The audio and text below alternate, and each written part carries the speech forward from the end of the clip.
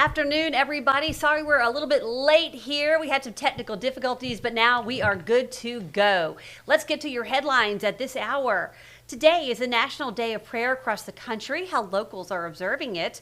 Mississippi lawmakers asking the U.S. Supreme Court to overturn a ruling that could impact elections. And a local business set to close its doors after 50 years. It's time for News 5 Now. Brought to you by Green & Phillips, covering news from your neighborhood and around the world.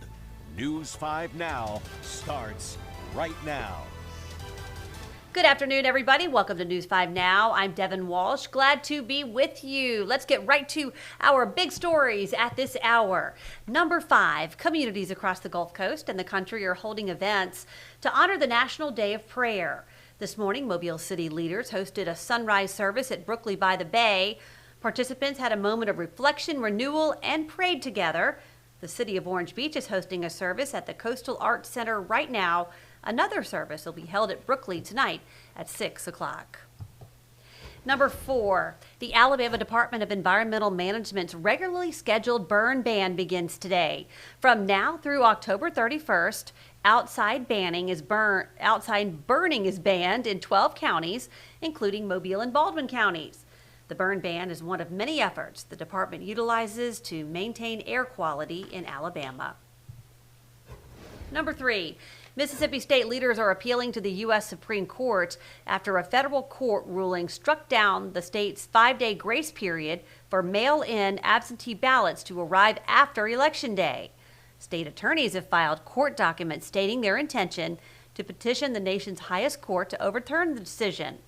This comes after a federal appeals court found the Mississippi law conflicted with federal election laws.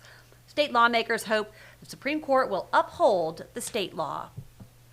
Number 2, it's officially sea turtle nesting season along Alabama beaches. Volunteers are hitting the beach every morning, scanning the sand for sea turtle tracks and nests. The first nest was actually reported yesterday.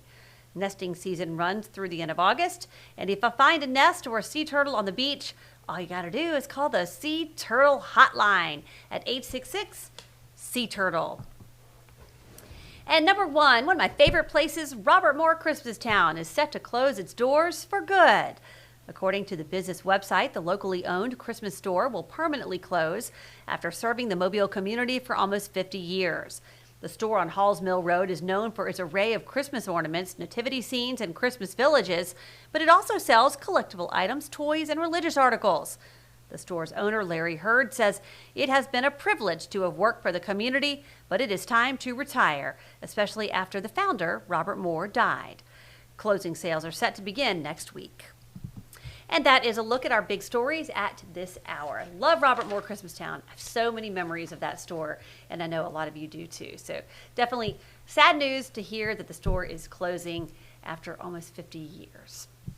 Okay, everybody, it's time for our question of the day. And today we're asking you, what is your favorite small town along the Gulf Coast? What's your favorite small town? Let's see what you have to say. Ocean Springs. Well, it used to be Robertsdale, Joe says, when it was simple and plain and wholesome.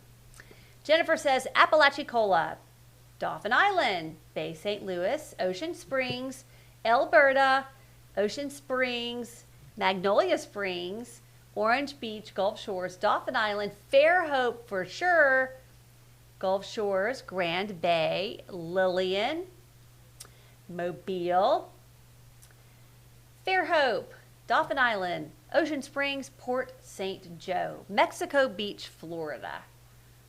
So those are some great comments. I'm going to have to check out a couple of those. I've been wanting to go to Mexico Beach, Florida, Apalachicola, and I've only been to Ocean Springs once. I want to check out Ocean Springs, spend a little bit more time down there as well, because I've heard it's just so fun to meander through the town and all the little shops and restaurants.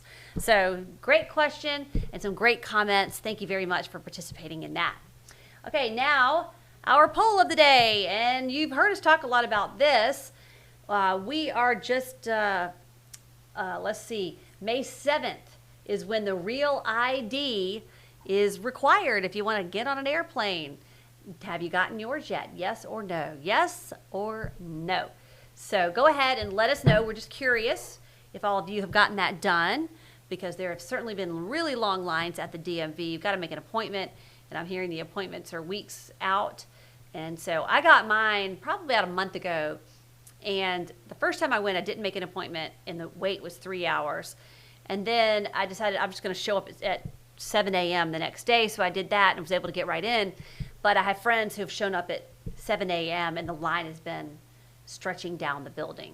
So you don't have to have it if you have a passport. Right now, if you have a passport, you're probably okay, but I know you'll probably want to get it, so you'll need to go ahead and make an appointment when you can get one. Okay, so if you would like to participate in our question of the day about small towns or our poll of the day, just go to the WKRG Facebook page or WKRG.com.